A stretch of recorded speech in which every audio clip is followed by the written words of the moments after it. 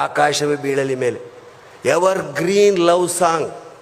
ಅದರಂಥ love song ಇನ್ನೊಂದಿಲ್ಲ ನಮ್ಮ ಕನ್ನಡ ಚಿತ್ರರಂಗದಲ್ಲಿ.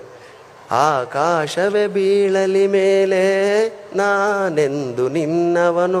ಅದರಲ್ಲಿ ಪ್ರೇಮ ಇದೆ, ಶೃಂಗಾರ ಇದೆ, ಭಾವನೆ ಇದೆ, ಸಮರ್ಪಿಸಿಕೊಳ್ಳುವಂಥ ಬುದ್ಧಿ ಇದೆ.